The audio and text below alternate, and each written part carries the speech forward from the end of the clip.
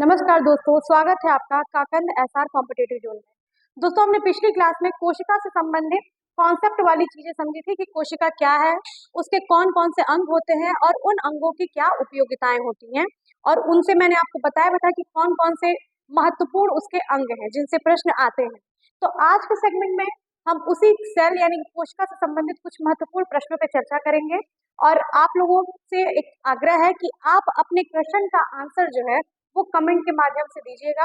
Comment में देने से फायदा ये रहेगा कि आपको पता चल जाएगा कि आपकी तैयारी कितनी है। तो सबसे पहला जो हमारा क्वेश्चन है वो है, जीवों की मूलभूत संरचनात्मक और क्रियात्मक इकाई क्या है। तो मैंने आपको कल बताया था कि जीवों की जो मूलभूत संरचनात्मक या क्रियात्मक इकाई होती है वो होती है हमारी सेल यानी कि कोशिका। इसी में मैं आपको कुछ और भी चीजें बताती हूँ। देखिए, क्रियात्मक इकाई के रूप में हम कोशिका को जानते हैं। एक डायग्राम आप बना सकते हैं अपनी कॉपी पे। कोशिका के बाद से ये हमारे उत्तक होते हैं। उत्तक क्या होते हैं? इन्हीं कोशिकाओं का समूह। कोशिकाओं के समूह को ही हम क्या कहते हैं? उत्तक। कोशिकाओं का समूह। इन उत्तकों के बाद से अंग तंत्र का निर्माण होता है। अंग तंत्र। ये अंग तंत्र किससे बने होते हैं? जैसे कोशिकाओं के समूह से उत्तक बनता है, वैसे ही उत्तकों के समूह से हमारा क्या तैयार होता है?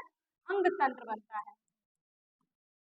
उत्तकों का समूह यानी कि विभिन्न प्रकार के उत्तक मिल करके हमारे एक अंग तंत्र को बनाते हैं, हमारे अंग का निर्माण करते हैं। ठीक है, अंग का निर्माण करते हैं। ठीक है, इसके बाद से हमारा अंग तंत्र होता है यानी कि हमारा शरीर, जिसको हम कह सकते हैं अंग तंत्र या शरीर, जो विभिन्न प्रकार के अंगों से मिलकर के बनता है, यानी कि हमारी बॉडी का जो सिस्टम होता है। तो ये 4 स्टेप में होता है: कोशिका, फिर उत्तक, फिर अंग और अंग तंत्र यानी शरीर। इसीलिए कोशिका को जीवन की मूलभूत इकाई कहा जाता है, या जीवों की मूलभूत या संरचनात्मक इकाई भी कहा जाता है। अगला क्वेश्चन हमारा कि कोशिका का अध्ययन क्या कहलाता है। तो मैंने आपको बताया था कि कोशिका को हम इंग्लिश में क्या बोलते हैं? साइटो। कोशिका को हम साइटो कहते हैं, और इसका जो अध्ययन होता है वो कहलाता है साइटोलॉजी। अगला क्वेश्चन है हमारा, कोशिका विज्ञान के जनक कौन है? जो यूपीपी, यूपीएसआई वगैरह के जो पेपर होते हैं, वनडे एग्जाम्स होते हैं जो भी, उनमें कोशिका से बहुत ही कॉमन क्वेश्चंस आते हैं अक्सर कि किसने खोज की, किस अंग की किसने खोज की, किस ईयर में खोज की, और कई बार क्वेश्चंस आते हैं कि कौन कौन से पार्ट्स हैं उसके। आगे हम लोग उसकी चर्चा करेंगे। तो ये जो क्वेश्चंस होते हैं ये थोड़े आपके इंपॉर्टेंट क्वेश्चंस होते हैं और बहुत बेसिक क्वेश्चंस होते हैं, तो इन पे ध्यान आप जरूर दीजिएगा। कोशिका विज्ञान के जनक कौन है? ऑप्शन में दिया है Robert Koch, Robert Hooke, Robert brown, या इनमें से कोई नहीं। मैंने आपको बताया था कि रॉबर्ट हुक ने सन 1665 ईस्वी में, कब की थी? सन 1665 ईस्वी में कोशिका की खोज की थी, इसलिए कोशिका विज्ञान के जनक जो है वो रॉबर्ट हुक है। इसी से संबंधित आगे भी प्रश्न आएंगे। सभी जीवों का निर्माण होता है, किससे होता है? तो कोशिका से होता है, उत्तक से होता है। यहाँ अंग होगा, जो मैंने अभी आपको डायग्राम बताया, अंग है या अंग तंत्र। तो आपको पता है कि कोशिका के द्वारा ही हमारा क्या होता है? सभी जीवों का निर्माण होता है। अगला प्रश्न फिर वही कि कोशिका की खोज किसने की। अभी आपसे प्रश्न पूछा था कि कोशिका के जनक कौन है, तो रॉबर्ट हुक है। अब पूछ रहा है फिर से कि कोशिका की खोज किसने की। कई बार क्वेश्चन जीवित कोशिका और मृत कोशिका की खोज किसने की, इस तरह से भी आता है, उसको भी अभी हम आगे देखेंगे। तो कोशिका की खोज आपने किसने की थी? रॉबर्ट हुक ने की थी। ये आंसर आप सही टिक करेंगे। रॉबर्ट हुक ने कोशिका की खोज कब की थी? अभी मैंने आपको बताया कि 1665 ईस्वी में ही रॉबर्ट हुक ने किसकी खोज की थी? कोशिका की खोज की। बहुत ही सिंपल सिंपल क्वेश्चंस हैं जो आपके कॉन्सेप्ट को और ज्यादा क्लियर कर देंगे, इसलिए आप इन क्वेश्चंस को जरूर देख लीजिएगा। रॉबर्ट हुक ने कोशिका को सबसे पहले किस में देखा था? जब रॉबर्ट हुक ने अपनी कोशिका की खोज की थी तो क्वेश्चन पूछता है कि उसने सबसे पहले किस में उसको देखा था। तो ऑप्शन में थम्पी है, कॉर्क है, दांत है, या जल है। तो ये कॉर्क है। कॉर्क, लकड़ी का कॉर्क, जो आपने देखा होगा कि बॉटल के ढक्कन से वगैरह शीशे के बॉटल्स को बंद करने के लिए यूज किया जाता है, कॉर्क जो कि लकड़ी का बना होता है, उसके सेल में रॉबर्ट हुक ने सेल की खोज की थी।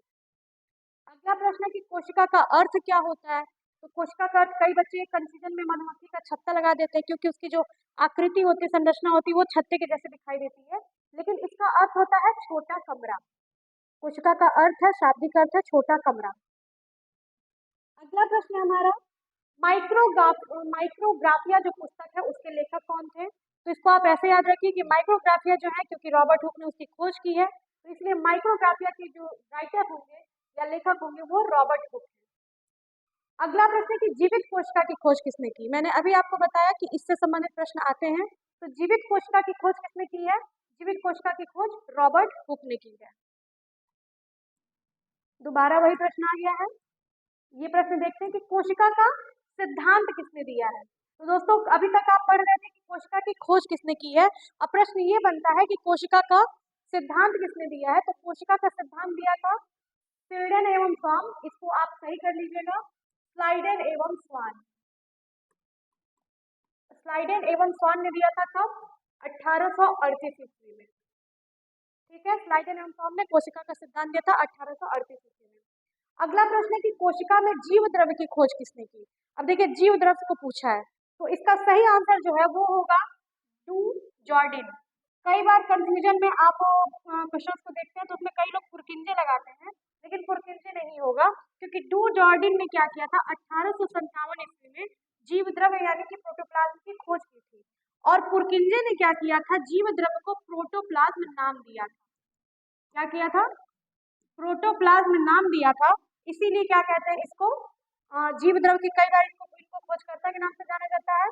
लेकिन ध्यान दीजिएगा कि खोज उन्होंने किसकी की थी? डू जॉर्डिन ने की थी, और पुरकिंजे ने प्रोटोप्लाज्म नाम दिया था। इसी से संबंधित आगे एक और प्रश्न आएगा, उसको हम आगे देखेंगे। अगला प्रश्न है कि किसने कहा कि कोशिका विभाजित होती है और नई कोशिकाओं का निर्माण पूर्व स्थित कोशिकाओं के विभाजन से होता है। तो ये कथन वाले प्रश्न है। तो इस कथन में आपका आंसर हो जाएगा रुडोल्फ विर्ची। रुडोल्फ विरुची। ठीक है, अलग अलग जगह पे अलग अलग इनके नाम भी दिए हुए हैं।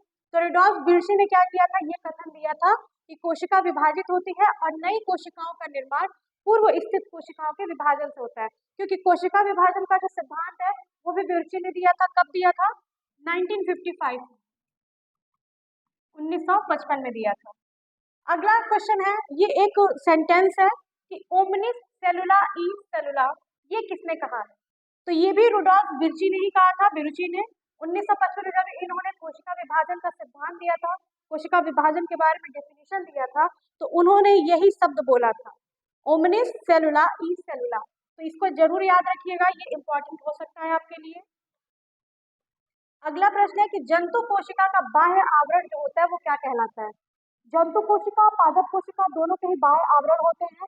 बहुत कंफ्यूजन होता है कि उनका क्या नाम है, क्या उनमें अंतर होता है। तो ध्यान दीजिएगा कि जंतु कोशिका का जो बाह्य आवरण होता है उसे हम कोशिका झिल्ली के नाम से जानते हैं। किस नाम से? कोशिका झिल्ली यानी कि सेल मेम्ब्रेन। वहीं जब पादपों की बात आती है तो पादपों के बाह्य आवरण को हम कोशिका भित्ति कहते हैं, यानी कि सेल वॉल बोलते हैं। तो इसलिए ये जो आंसर है आपका ये सही हो जाएगा, कोशिका झिल्ली। अगला प्रश्न हमारा, जीव द्रव्य में सबसे अधिक क्या पाया जाता है? कई बार क्वेश्चन में कंफ्यूजन होता है, लोग प्रोटीन लगा देते हैं, लिपिड्स लगा देते हैं, कार्बनिक अम्ल लगा देते हैं। लेकिन ध्यान दीजिएगा कि जीव द्रव्य यानी कि जो प्रोटोप्लाज्म है उसमें सर्वाधिक मात्रा में आपका जल पाया जाता है। लगभग लगभग 80% आपका जल होता है। ठीक है, उसके बाद आपके बाकी 20% में ये सारे कार्बनिक और अकार्बनिक अम्ल होते हैं, और प्रोटीन और लिपिड इन्हीं के अंतर्गत आ जाते हैं, कार्बनिक और अकार्बनिक तत्वों के अंतर्गत। अगला प्रश्न है, जंतु कोशिका में क्या अनुपस्थित होता है? अब देखिए ऑप्शंस में देखिए, ध्यान दीजिए कि जंतु कोशिका की बात कर रहे हैं, तो मैंने आपको बताया था कि लाइसोसोम तो होता ही है, जिसे हम क्या कहते हैं? Suicide bag. सुसाइड बैग के नाम से जाना जाता है, जो कि क्या करता है? जल अपघटक एंजाइम छोड़ने का काम करता है। जल अपघटक एंजाइम, ताकि जब भी अगर कोई सेल डैमेज हो या कोई सेल ग्रोथ ना कर रहा हो तो उस समय ये जो अपने आप को भी कभी कभी सुसाइड बैग की तरह पूरा नष्ट कर देता है और एटम बम की तरह फट जाता है, और जल अपघटक एंजाइम छोड़ करके जो भी हमारे डैमेज सेल होते हैं उनको नष्ट करने का काम करता है। फिर आपका गोल्जी का है, गोल्जी बॉडी। गोल्जी बॉडी का काम क्या था आपका? परिवहन करना। किसका परिवहन करना? ऊर्जा का परिवहन। जहां आपको अधिक आवश्यकता ऊर्जा की हो वहां पर उसको परिवहन करना। तो आप इसको ऐसे नोट करते हुए चलिए कि गोल्जी काय का क्या काम है? ऊर्जा का परिवहन। ऊर्जा का परिवहन करना गोल्गी बॉडी का काम। ठीक है, फिर माइटोकॉन्ड्रिया का क्या काम है? ये आपका ऊर्जा घर कहलाता है, ऊर्जा घर, या इसको हम पावर हाउस भी कहते हैं। क्या कहते हैं? Power house. और एग्जाम में आपके डायरेक्ट क्वेश्चन आते हैं कि पावर हाउस कौन सा है, सेल का पावर हाउस क्या है, सेल का ऊर्जा घर या शक्ति ग्रह क्या है, शक्ति घर क्या है, तो वो माइटोकॉन्ड्रिया होता है आपका। अब ये तीन चीजें तो आपको पता है कि ये तीनों ही चीज आपकी जंतु कोशिका में पाई जाती हैं। एक ऑप्शन अलग बच रहा है आपका प्लास्टिड, जो मैंने आपको बताया था कि ये पादप कोशिका में पाई जाती है, प्लास्टिड। ठीक है, तो इसलिए आपका सही आंसर क्या हो जाएगा? प्लास्टिड जो है वो आपका जंतु कोशिका में अनुपस्थित होता है। अब हमारा अगला प्रश्न देखते हैं, माइटोकॉन्ड्रिया की खोज किसने की? माइटोकॉन्ड्रिया की खोज करने के संबंध में बहुत सारे मत हैं। आप गूगल पे देखेंगे, सर्च करेंगे तो बहुत सारी पॉइंट्स आपको मिलेंगे कि कॉलिकर ने की, ऑल्टमैन ने की, मैक्सिमम जगहों पे ऑल्टमैन दिया है। लेकिन ध्यान दीजिएगा कि माइटोकॉन्ड्रिया की जब खोज की बात आती है तो वो कॉलिकर ने की। ठीक है, इसकी खोज कॉलिकर ने की थी 1857 में। जब माइटोकॉन्ड्रिया के नाम की बात आती है तो बेंडा ने इसका नाम दिया था। ठीक है, ये भी प्रश्न अभी आगे आएगा, देखिएगा। माइटोकॉन्ड्रिया का नाम किसने दिया था? तो जैसा कि मैंने अभी बताया आपको कि खोज तो कोलिकर ने की थी, लेकिन नाम किसने दिया था? बेंडा ने दिया था। ध्यान दीजिएगा, ऑल्टमैन का भी योगदान होता है माइटोकॉन्ड्रिया में, इसलिए कई बार ऑल्टमैन और बेंडा में कंफ्यूजन हो जाता है। अगला क्वेश्चन है कि क्रेब्स चक्र की घटनाएं कहाँ पर होती हैं? तो ऑप्शन में दिया आपका नाभिक में, गोल्गी बॉडी में, केंद्रिका में या माइटोकॉन्ड्रिया में। तो आपको बताया था कि क्रेब्स चक्र जो घटनाएं होती हैं वो माइटोकॉन्ड्रिया में होती हैं, क्योंकि जो कोशिका के श्वसन की प्रक्रिया चलती है वो कहाँ चलती है? हमारी माइटोकॉन्ड्रिया में। तो श्वसन की प्रक्रिया में क्रेब्स चक्र का भी बहुत बड़ा योगदान होता है, इसलिए जो घटनाएं कहाँ होती है? माइटोकॉन्ड्रिया में। बहुत जल्दी जल्दी प्रश्नों को हम सॉल्व कर रहे हैं, आप इनको जरूर देख लीजिएगा, याद जरूर कर लीजिएगा। आपको पसंद आए तो लाइक शेयर और सब्सक्राइब भी कर दीजिएगा, आपको पसंद आए तो ही आप सब्सक्राइब करिएगा। आगे है, निम्न अभिक्रिया किसमें होती है? क्वेश्चन में दिया है कि निम्न अभिक्रिया। अब देखिए एक प्रोसेस दिया है, एक अभिक्रिया दिया है। पाइरुवेट जो है वो जल में परिवर्तित है, फिर प्लस कार्बन डाइऑक्साइड प्लस ऊर्जा यानी कि मिल करके एटीपी बना है। तो ये जो प्रक्रिया होती है ये आपकी किसमें होती है? ध्यान दीजिएगा, कोशिका द्रव्य में होती है, केंद्रक द्रव्य में होती है, माइटोकॉन्ड्रिया में होती है, या राजधानी जिसको कि वैक्यूल्स बोला जाता है उसमें होती है। तो अभी बताया आपको, कल भी बताया था, ये जो एटीपी यानी कि 38 एटीपी मिल करके आपका क्या बनाते हैं? एक ग्लूकोज का अणु, यानी कि एक ग्लूकोज का मॉलिक्यूल बनाते हैं आपके 38 एटीपी मिल करके। तो आपको एटीपी से ही पता हो जाना चाहिए, आपको कुछ नहीं करना है, सिंपल एटीपी को कोरिलेट कर देना है माइटोकॉन्ड्रिया से और आपका आंसर आ जाएगा। तो जब भी श्वसन की बात होगी, जब भी शक्ति की बात होगी, एटीपी की बात होगी, तो वो माइटोकॉन्ड्रिया से संबंधित होगा। अगला प्रश्न हमारा, कोशिका का शक्ति गृह किसे कहा जाता है? अब इसको बार बार बताने की आवश्यकता नहीं है, आपको अब तक समझ में आ चुका होगा कि माइटोकॉन्ड्रिया को हम क्या कहते हैं? कोशिका का शक्ति गृह। और वही राइबोसोम को हम क्या कहते हैं? राइबोसोम को हम कहते हैं कोशिका का प्रोटीन घर। ठीक है, प्रोटीन हाउस राइबोसोम हमारा होता है, जो कि 70S और 80S का होता है। लाइसोसोम हमारा सुसाइड बैग होता है, या जिसको कि एटम बम भी बोलते हैं, एटम बम।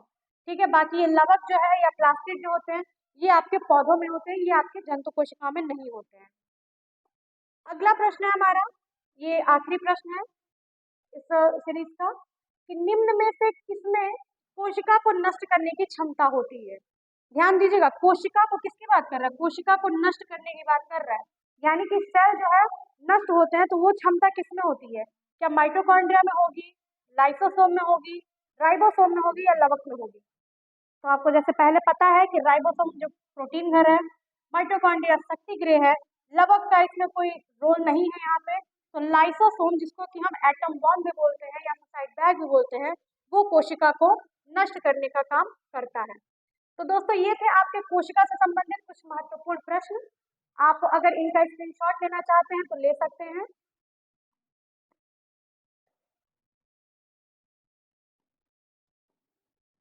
इसके पीडीएफ का लिंक आपको यूट्यूब के माध्यम से शेयर कर दिया जाएगा।